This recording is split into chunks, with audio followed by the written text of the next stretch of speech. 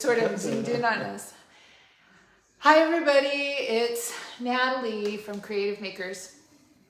I'm so happy to see you. Thank you for being here. People will jump on, by the way, once we start. So anyway, thank you for being here. I'm excited to be here. I'm here with Raul Pizarro today. Hi, Raul. Hi. We're sitting like this because Raul doesn't turn his head well, and this is just a way for us to both be on camera. So Raul will mostly be looking at you, and I'll mostly be looking at Raul, and it'll be a beautiful triangle. You'll be looking at us. So with that being said, I'm going to go ahead and start, and I'm going to ask you your first question. Okay. And the only question, and the question I always start with is, I want to know about what it was like being a creative kid for you. How did that show up? What happened? The earliest memory I have of that was being in kindergarten, and I think we just got here from Mexico, so I didn't speak any English at all. So I would use my sketches as like ways of connecting with other kids. So I would draw like slides or what I wanted, like games I wanted to play, and see like if kids wanted to play that too, and it's just like. And I actually found them recently. I found the old sketches. Oh, you did? Yeah, and it's funny because I didn't remember that they were bears. So I was drawing like bears on slides and on swings. So was that, I mean, just to cut a little bit, I know that you do a lot of bears now. Was that a surprise to you? You didn't remember that they were bears, and this was just a funny thing that you've come back to? Yeah. Oh, that is so interesting. Yeah. Okay. Yeah, and so it was really funny because I thought that the connection I had to bears had started when I was a little older. I didn't remember the kindergarten bear sketches. I almost feel like they were your protectors or something. Yeah.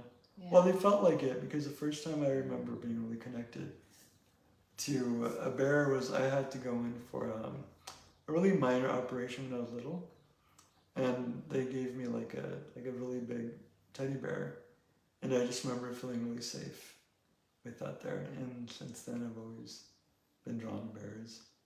When you were little, were you already, I mean, just so everybody knows, Raul is sitting here in a wheelchair with me, talking to me, and you have muscular dystrophy, correct? Yeah. And how soon did they know that you had muscular dystrophy? I believe I was diagnosed at 3.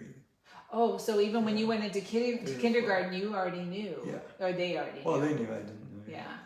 Yeah. In kindergarten, were you still, was it still normal looking, so to speak? No, it's, I mean, I was still running, and the reason why they took me in to like see what was going on was I was falling a lot.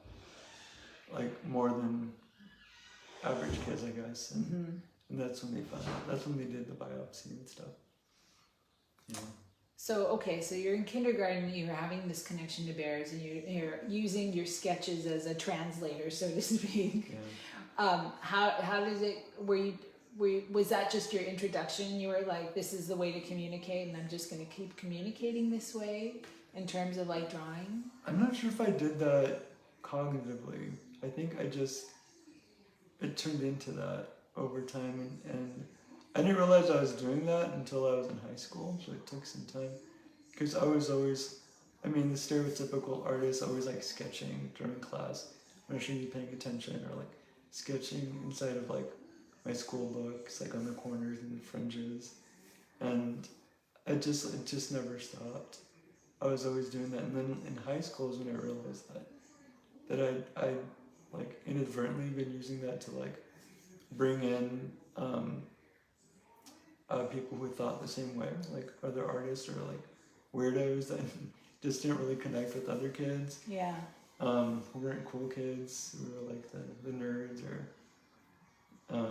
and it kind of like, it's weird because a lot of them weren't artists, but they connected with whatever it was I was sketching, and then I realized, I was like, wow, this is actually like a tool to use to connect people to That's the a right big people. realization right there. Because It there's lots of people who are artists that still don't always understand that it's a tool to connect with people. Yeah. So did you have any special schooling in art? I didn't, but I did go to a special school. In the 80s, they'd separate kids with disabilities. Oh. So I went to like a elementary school called Francis Elementary, which is no longer there, in the city of Ontario. Mm-hmm. And it was just kids that had like disabilities. But I had one of the most amazing teachers. I'm sure lots of them have that same Genesis story, like what teacher like really encouraged them. And for me, it was Miss Neville, and they were like really understaffed. You know, I didn't realize that at the time, but as an adult, I can see it because lots of the kids needed a lot of help, like physically and just like extra attention. Mm-hmm. And it was a room that was, I don't remember how many of us it was, but it was a lot. You know, compared to, I mean, thinking about only having like one teacher and an assistant to do everything they did, but she was amazing at cultivating what each kid needed or was drawn to, and she encouraged each one of us to like explore that. And for me, it was art. Like she always like had like art supplies or would give me like art projects, and she just always really encouraged me to. So she saw right away. She saw what your focus and your gift was, and she was just like, okay, here it is. Let's go. That's pretty incredible. It was. So does that mean that what you do is all self-taught mostly? Yeah. Wow. Yeah, a lot of practice through the years. Yeah, that's pretty incredible. Just so you guys know, there's a little book that is Raul's that he was telling me friends actually put together for him. But in this book is a lot of what he says about his work and his influences and pictures of what he's done in the past. And you've been working a good long time.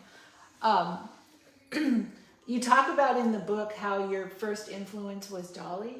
Am I remembering correctly? Yeah. I see it in your early work a lot. Yeah. Yeah. What was it about Dolly that you loved? I think at the time I was still coming to terms with my sexuality, and I see that a lot of in a lot of his work there was kind of like this like tortured sense of like sexual connection, and I really like it really resonated with me because I was raised in a really like a stringent religion.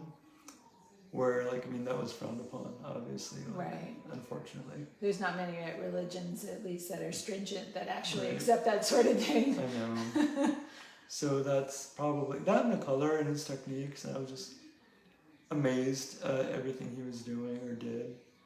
In the beginning, did you use that as I mean, I can see the influence on your work, but did you use it as a manual as to how to do things? I did in a way that it made me explore different art materials. Like I never used oil before that. I mean it was expensive, so I couldn't afford it. I was a kid. But then like once I started having my own money and stuff, I really like dove in, and I think I learned a lot of the like shading techniques, like trying to like replicate a lot of his work as a kid. And it obviously like it influenced a lot of the work, like you said, my earlier stuff. Yeah, I think I was a teenager when I was doing that. If you were doing that kind of work as a teenager, that's sort of that's really incredible. How has having muscular dystrophy like impacted you in terms of how you actually get the art done? Well, it's been gradual. The change has changed. I mean, like we said earlier, I was still walking, running and stuff as a kid, so it became more and more difficult to move around. My muscles became weaker and weaker. So when I was about like 19, 20-ish, I started trying to make larger pieces because I knew that my strength was going to diminish over time. So I had some large, nothing like the one behind me though. They were probably like 4 feet by 4 feet. but to me that was large. That's big, yeah. And so I was doing that to take advantage of the time I had to work large. Mm-hmm. But it started shrinking a little more and more every year because I couldn't really reach very well. And so I started like working on really small pieces. We actually spoke about some of those with the gilded frames. I was doing those until I met some friends who work with engineers, Mm-hmm. and they created an easel for me that goes up and down, and that's the way I started working on larger pieces. They're really, I'll show you the engineering feat in just a couple of minutes. Aunt Sandy Garcia, Speak of the Devil. We were talking about you, Sandy. She's there. It says, it's a wonderful book. It's just like you, Raul. Oh, thank you, Sandy.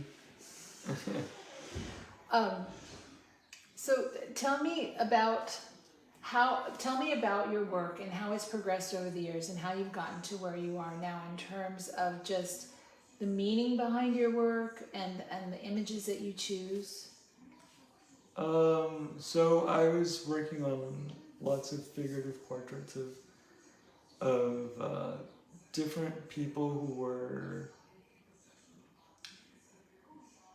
kind of like exploring identity, Mm-hmm. whether it was sexual or just their body's acceptance of the way they are. Because I mean, my body's obviously been changed by it, like a lot of ours has. And so I was doing lots of like, it was mostly like a time of acceptance for me, Mm-hmm. and seeing that everybody is slightly struggling with this at some point of their lives, whether it doesn't look like it. Yeah. And so I did like a series, and it was just based off of that, and that took about probably like 10 years, but it was like the first time I did like a cohesive body of work. Mm-hmm. And then Like with the theme. yeah.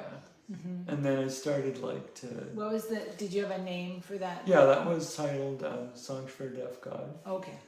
And that's they all of them have like different like the titles have like kind of like a description of what was going on. Here, Yes. I'm looking through the books just so you can see sort of like what we're talking about in terms of what the work looked like. I'll get a little closer. And I'm going to, that one was called Songs for a Deaf God. And then this one right here. I mean, just so you can sort of see, I love the story behind this one with the tree. Gender tree? Yeah, the gender tree. I love the title of it. Can you talk a little bit about that? Yeah, so it's based off of a story that one of my friends told me. When she was little, she was really rambunctious and wanted to play like all the other kids. But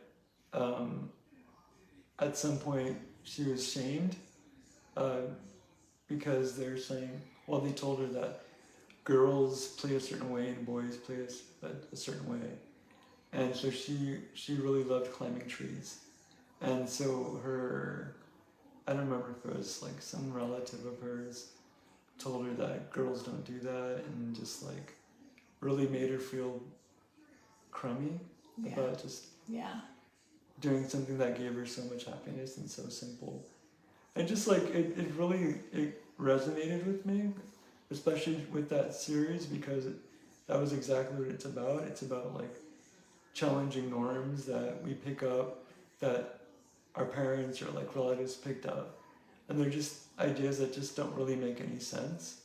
And so it's kind of like a way of like challenging those moments, and I mean not so much for like the masses but for people individually. And that's what that piece is based off of. Yeah, it's really beautiful, and I think I think you're right. It resonates for lots of people. I mean, I have lots of moments like that in my life, in my own life, where people questioned what I did and whether it was ladylike. I'm not very ladylike, and so So that's definitely rang true for me when I saw the story of it in the book. Thank you for retelling that for everybody watching. Um, tell me, how do you get into the direction that you're going? I mean, because you did that body of work, Songs for a Deaf God, and then you moved into something else completely different, as far as I can tell. Can you tell me the trajectory there? That one was a big shift for me because before that, I was working in lots of abstracts, but I really fell in love with the accidents that happened during that time.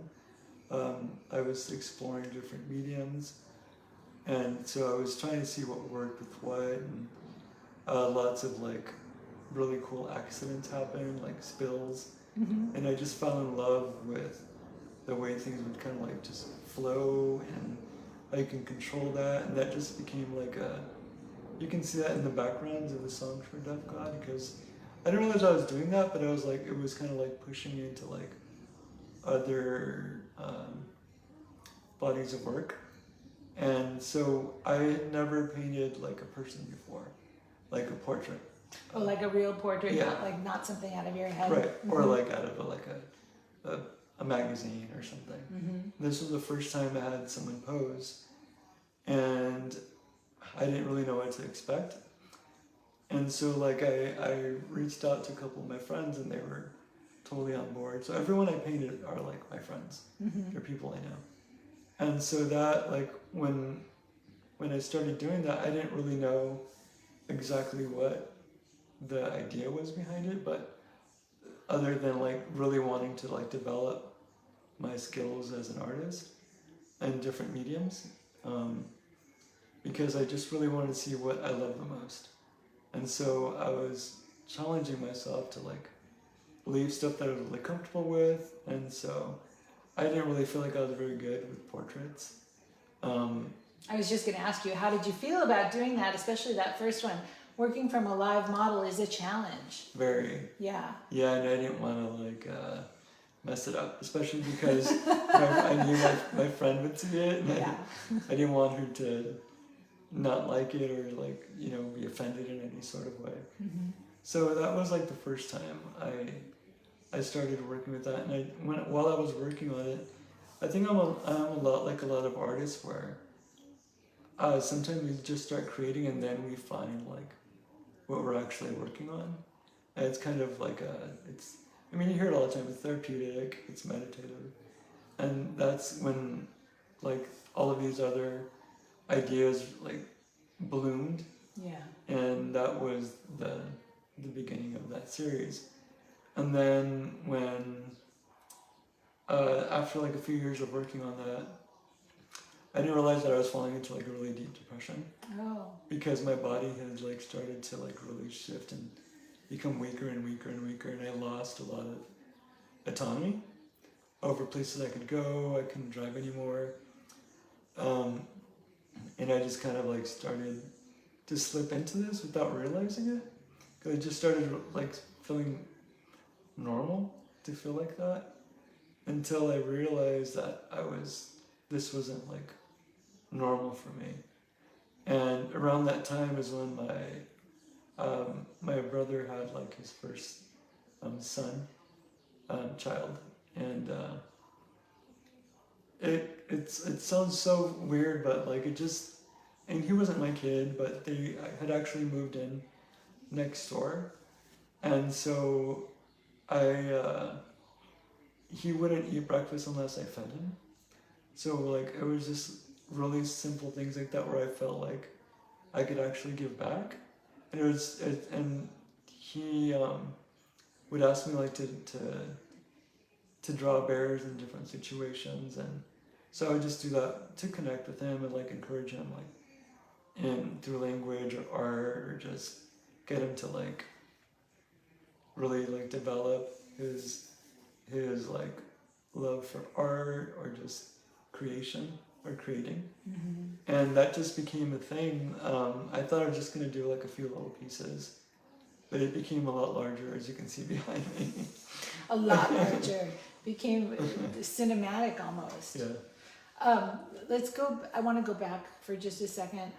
Your depression, did you treat it, or was it just the realization that a little person needed you and you needed to be around that sort of lifted you from it? It was that, and realizing that I hadn't accepted what was going on with my body. Mm. And before that, like with the figurative portraits I was doing, I was observing it, but I wasn't accepting it. And I didn't realize that that was a big part of dealing with life, is sometimes things suck, and they're completely out For of everybody. control. Right, Yeah. exactly.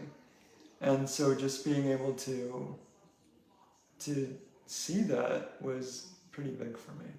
Yeah. Realizing that I hadn't, that I didn't know I was depressed. And then like realizing that there's like this little way out of it, like far enough to be able to like see what was going on, like this little separation. And I think what kind of like, I don't want to say it took me out of it, because it comes and goes, because when you have like a degenerative disease, like you just have to like reconfigure the way you navigate through life, finding ways to do stuff, accepting help that you didn't accept before. And it's just like it's just really it's kind of like I don't like using the word gift because it sounds really cheesy, but it is like I feel like it's more of it's like a way of like really accepting the way life is, and for myself and for others. I think it's funny to me, not funny, haha, but funny, interesting, how you have to go through this in a much quicker time frame than most individuals, because people have to deal with this part about having to accept help from others, and realizing that their bodies aren't doing what they used to do, usually much later in life, after they've had a bunch of time doing whatever they want and having a party, but here you are having to see this and do it in a much tighter time frame. It's challenging, but also I think maybe your frame of mind, I don't want to say brighter, and I mean, we can use the obvious word younger, but just a different sort of mind frame going into this situation than others have to go to, because when you're at the end of a long lifetime, you might be looking back and saying, well, I had a good run, or whatever. You have time to sort of accept these things, even if they're unacceptable to you in that moment. But I mean, your time frame was so much shorter. Right. I can imagine that must be an interesting place to be. It is, but like I grew up knowing that this was going to happen. But it's different knowing and actually experiencing it, because there's lots of things you don't really know are going to happen, like losing autonomy, like I said earlier, or just simple things, like reaching for certain things that I can't reach for anymore. Just it's tough. It's tough, but again, I think we're kind of like, when you're born with a disability that is going to progress, you're kind of forced into accepting it, even as a kid, because the other kids that also had muscular dystrophy, they went through it even sooner than I did. They weren't able to walk like when they were like 10, 11, so I knew that was coming, and I knew how difficult it was for them, because I mean, as kids you still talk about it, but like probably through a different lens. But it's just like you just kind of know, so it forces you to accept it. Mm-hmm. Do you hang out with people that have disabilities? I mean, I don't know. Are there groups that you attend in helps with just, I don't know, hanging out with people that are more like you in that way? I don't know. Yeah, I have one of my close friends also has muscular dystrophy, and she lives pretty close by. We hang out. But there's also lots of people who have disabilities that you can't see. So so I have like a group of close friends that we all kind of identify through that. And I mean, we could also make jokes about it because you need like that Little levity. Exactly. Yeah. And so it's not all based on disability, which is kind of nice because sometimes we'll go places with my friends who aren't disabled. They forget that I'm disabled, so we'll go places that have stairs, and then they're like, "Oh shit!" Like, how are we gonna get to it? Because they forget. That's sort of actually nice, Yeah. that they forgot that. Right. Yeah. And very annoying at the same time. It's mostly funny. You keep using this word, and now I've got to find the picture that goes with it. The word autonomy, because I was looking at it. Here it is. So I'm going to show you this picture, this painting. And the name of the painting is the word autonomy. Is this when the wheelchair came into your life? Yes. Yeah. That was when I always had all around me there was always like this subtext. If you kind of gave into a wheelchair, you quit. But there was a lot of misinformation about the progression of disability, and I feel like there was a lot of shaming with that they didn't realize that they were causing. Who was inflicting these sort of ideas? Was this like a family idea? Family, Oh, okay. yeah, because again, they're religious, and so they figured, if you don't pray hard enough or whatever, then I got that a lot from pastors and Right, you were doing something wrong, therefore Right, you're heading down this path of being in a wheelchair, Right. which is not where you want to be, and you can just think your way out of it. right, Ah. or just work harder, and Ah. so there was this whole idea that a wheelchair was like only for quitters, people who don't work hard enough, and so once I couldn't fight it anymore, before that I was still barely able to walk. I had to hang on to walls or use a crutch to keep myself from falling forward, and I actually started falling quite a bit, and my arms weren't strong enough to kind of this is about as high as I can raise them. It was mostly just my hands. I can't raise my arms to block a hit or a fall. Mm-hmm. So I had some pretty serious injuries from it. I broke my nose 5 times. I got concussions. Odd. All of this because I didn't want to seem like I was a quitter. Yeah. Until I actually couldn't stand up anymore, or even up against a wall anymore. And that's when I had a really cool friend who was a therapist, a physical therapist, that I met through my doctor's office, who was a specialist in muscular dystrophy. And he kind of wrote me a new one. He's like, I don't know what you're waiting for. He's like, until you kill yourself falling with one of these pretty bad falls. And so he actually gave me that chair that's in the painting. Uh-huh. And I was hesitant to use it, but within hours of having it, it felt the opposite of everything I thought it was going to be. I felt so free, liberated. I could go places, roll around without fear of falling, and just experience life again. Because I was so afraid going into public spaces because, kids are rambunctious. If they just any little kid that would just bump into me, or a person accidentally grazing against me, I'd fall. It would create havoc. I can Right. just imagine. And then I couldn't get back up. So that was I was so scared of being in public spaces, or just slopes. I couldn't walk on grass or anything that has an incline, which is everywhere. Right. So Right. Now, right before that happened, right before you got your wheelchair, were you still painting? And if you were, how were you even doing that? I had it was really a rudimentary easel. I'd nail a bunch of different screws at different levels. Mm-hmm. So I just raise it to the different part I was working on. So I was actually painting almost like a printer works, just line and then and raise it then another line. So I was working that way. But were you standing up to work or were you sitting down? I was sitting. You were sitting. Yeah, in my office chair.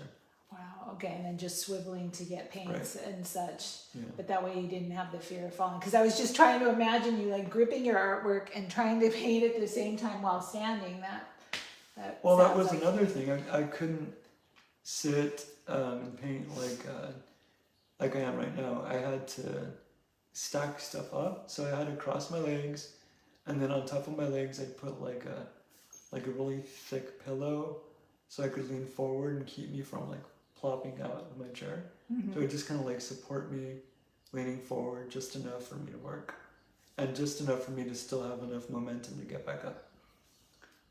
That must have been. It must have been really hard. It was and it wasn't, because I think I was in a lot of what's the word, denial about the severity of the change in my body. I would just bury myself in work and just work and paint, and I'd be like at working on those songs for Deaf God. Those took me like 5 months each, 6 months each to paint. So, and they were like full day, like dedications to just painting. But I realized now that I was doing that to like not think about, what was actually happening outside of. You became the deaf god. Yeah. Right? I mean, songs to a deaf god, and Right. you were the deaf god, at least in the moment. Yeah. Did you ever come upon a time that you weren't painting? I mean, did you ever not No. paint? No? Mm-mm. That's good. Yeah. That's really good. All right, let's go back to the bears. Tell me more about the bears and about the different scenes that you've come up with and what they mean to you. Most of them were based on the connection with my nephew. So I made lots of portraits for him. I mean, they're not your stereotypical portraits because they're bears.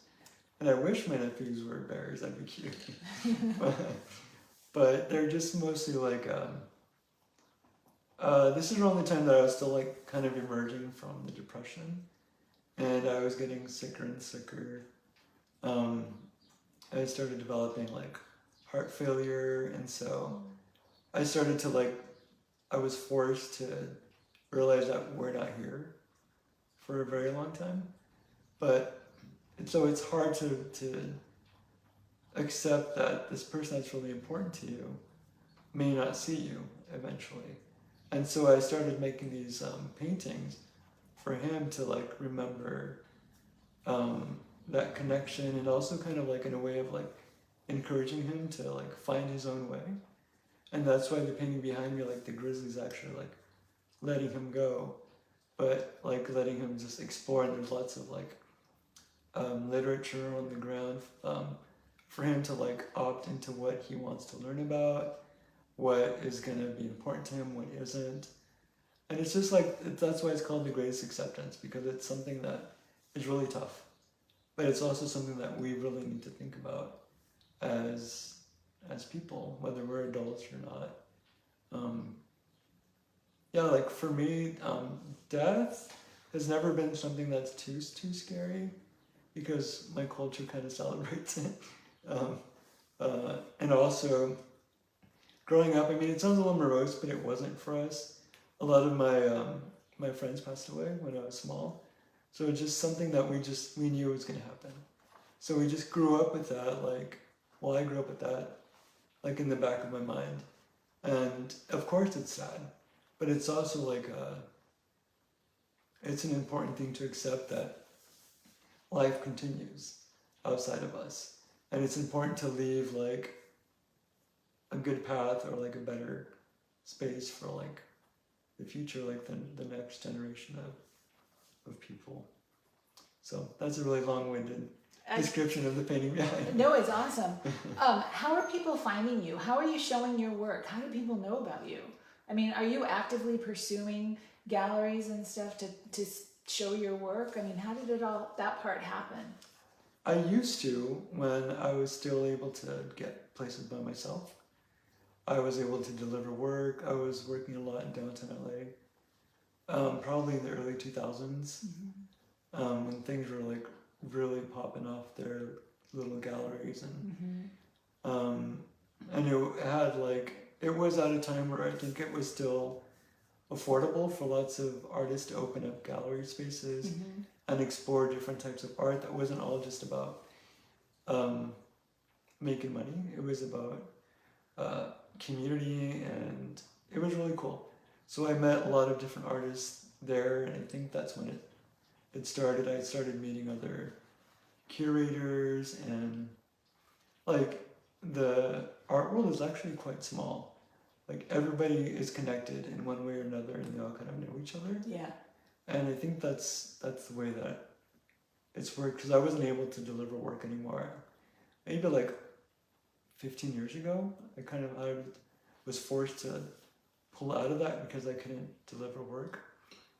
And but that's around the time that social media really started to kick off, and that just like opened up a whole new connection with a lot of different people, whether it's connecting through the art or like disability or whatever their meaning was.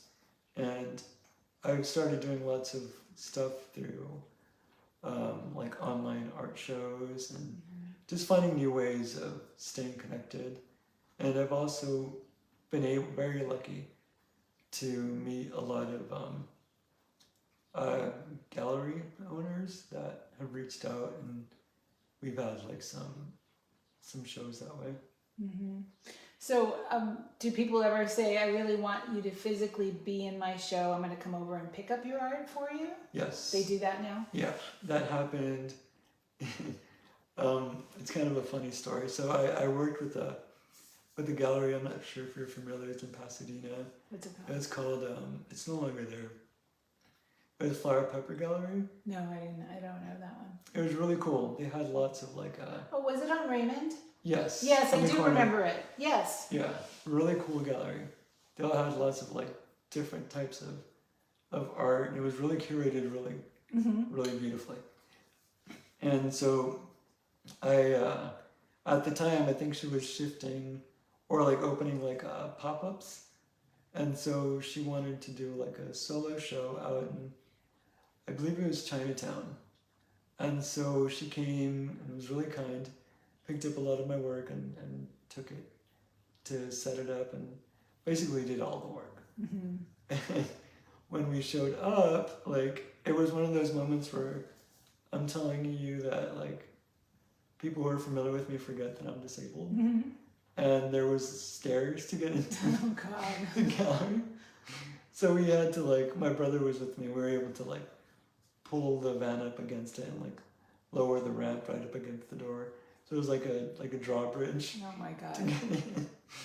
But that was probably one of my favorite art shows, just because it was so funny. Now, since you weren't there when she picked up your work, but you weren't there to hang it or to say anything about the lighting or how they put it in order or anything like that, was it surprising to you when you got there in how they put it together? I mean, was it similar to the way you would have put it together? Oh, she did a way better job than I did. Sometimes it's nice to have an outside eye. Yeah, I'm not a good curator. I like just creating, and then other people just do like incredible work and like putting the right pieces next to other pieces that just kind of like creates a flow. I just had one here in Claremont a few months ago, and the way she arranged everything was just ways that I never thought of putting stuff up. And yeah, you have to have a certain eye for that, and I don't. Well, you're providing the work. That's probably good enough right now. I'm blown away that not only are you an incredible painter, but your sculptural work is pretty intense. Not just the simple things, but some of the pieces that you were showing me before. But is it okay if I grab one of your? Yeah. Is it okay to show one of those? I'll be right back, you guys. Do you have a preference, the blue or the orange? No, either one. They're not glued together, so you have to kind of grip them. I will be careful. Okay. Okay. I just want to show you like the possibilities especially in terms of like framing your work. I don't really think of frames as anything. I always think of it as somebody else's responsibility, quite honestly. But I want to just show you this. Hopefully you can see that. I'm going to bring it up a little closer so you can see these are 3-dimensional flowers. This is a piece of wood that was cut to look like a hand, and it has a frame in it. And Raul went ahead and painted a portrait. Speaking of portraits, these are incredible. A portrait inside the hand. And he has a whole series of these. Would you like to talk about these? They're so beautiful. Yeah, so these are for... I'm just going to hold it like this. for the Ford Foundation and a group called NALAC. And it's... the story behind it is reclaiming our narratives as immigrants. And so I was lucky enough to get a grant to work on retelling stories of vendors within the swap meet, like a specific one here in Chino, California. And it's about how... I was going to say the word. Oh, in Spanish, it's tianguis. Let's see, I don't know that word. Okay. It's the tianguis. It's the name of the collection, and it's about the individuals who create community within the swap meet and how they connect with other vendors and like people who visit, and how it creates like this sense of home, especially if they're new to the States. And it's just about like reclaiming your dignity and them telling their own stories. So each piece is, so this is actually my mom. She used to work there. And she used to sell flowers. So that's why this is embellished with the different flowers. So it's going to be embellished with whatever it is that they were known to sell or their connections to the community. I'm going to put this back so I don't break it.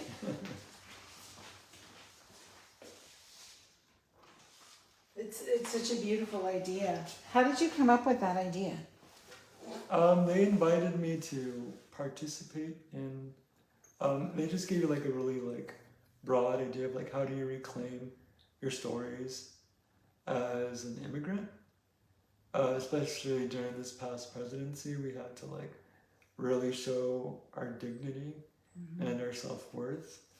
And so it was pretty broad, but they wanted it to stay within like border states. So the first thing that came to mind was the swap meet, the tianguis, because it's mostly like immigrant families and that trying to support themselves. Exactly, supporting like their kids who some of them are going to university, some of them are just trying to like stay afloat, and it's really important for them to being able to find dignity within their communities. I keep looking at the symbol of the hand, and I keep thinking of so many different things, a helping hand, the ability to do things. I mean, they're helping themselves with their own hands. I mean, it's got so many levels of meaning. Really beautiful. Thank you. You're welcome. Do you want to, I don't know, there's a couple of things here. Georgia, who's watching, says acceptance can be so difficult. So Gail is watching, and Sandy and Art was watching, and okay, all right. That no questions so far. Are you currently working on? I mean, besides the hands, are you working on bears still? Yeah, I'm actually working on that one. You can't really see it, but Do you want to go to it? Yeah. Is that okay? I'm gonna take you guys there. Okay, go ahead. I will follow you. Okay. So this is the one I'm working on right now. Every year I do one large piece, and so this one is this year. It's still in the early stages, so it needs a lot of work. It's really big. Yeah. Oh, and this is the way my easel works. Oh, here, you can see how his easel works, which is super cool.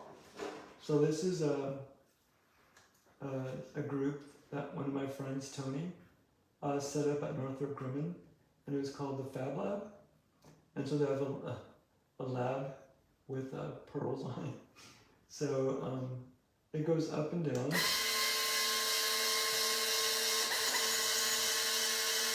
And it also leans forward if you need it to. It can go forward and back. Oh, that's cool. Left And and sideways. right. Yeah.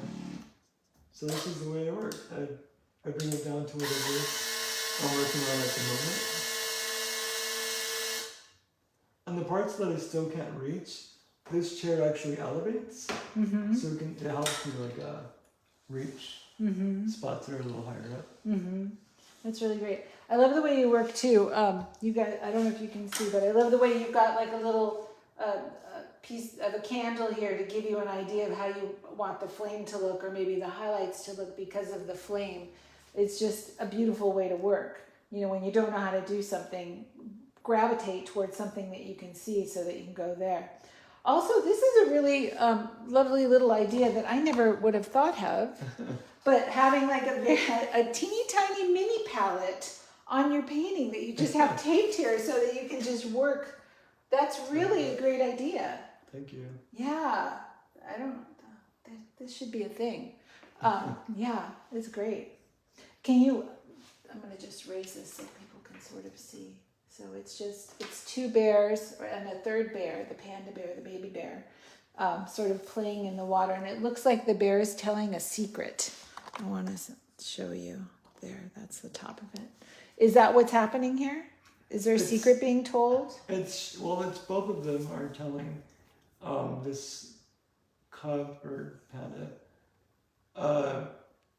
or sharing like their life and what they can expect and hopefully aspire to. That's what the candles are about.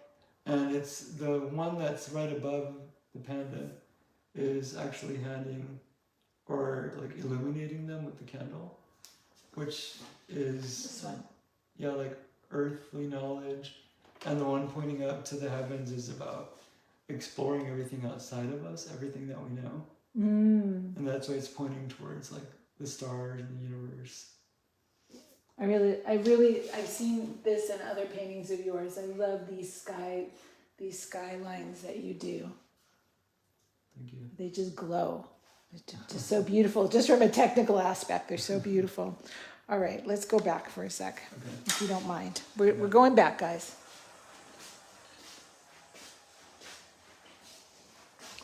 Now, if I was sophisticated, I have a cameraman, but I'm just not that sophisticated. Let's see. All right, coming back. Well, I don't want to tax you too long. But do you have any last words that you want people to know about, or anything you want to share with members of the group? Well, I saw that the name of it is artists that can't really like stick to one. Yeah, creative makers. Yeah. I think it's important. That's why when I saw that I was like, wow, that's so true. I think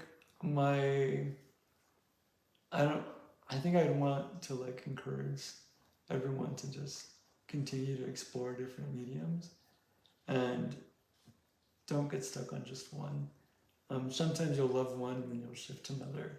It's just like, it's a really cool way of like bouncing back and forth.